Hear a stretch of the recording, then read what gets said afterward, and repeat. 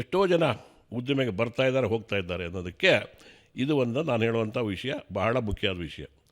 ಇವತ್ತು fresh food ಇದು, contract ತೊಗೊಂಡು ಮಾಡುವಂಥದ್ದಲ್ಲ.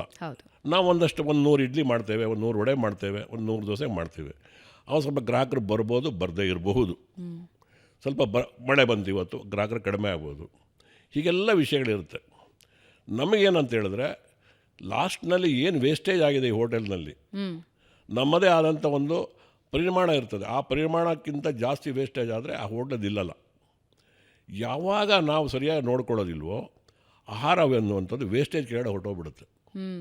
ಇವತ್ತು 1 ಲೀಟ್ರ್ ಸಾಂಬಾರು ಉಳಿದ್ರೆ ಪರವಾಗಿಲ್ಲ, 10 ಲೀಟ್ರ್ ಸಾಂಬಾರು ಉಳಿತು, 20 ಲೀಟ್ರ್ ಉಳಿತು, ಇನ್ನೊಂದು ಉಳಿತು, ಮತ್ತೊಂದು ಉಳಿತು. ಆವಾಗ ಏನಾಗುತ್ತೆ, ಬೆಳಗ್ಗೆಯಿಂದ ಮಾಡಿರೋ ವ್ಯಾಪಾರದ ಎಲ್ಲ ಲಾಭಾಂಶಗಳು ಎಲ್ಲ ವೇಸ್ಟಾಗಿ ಹೋಗ್ತದೆ.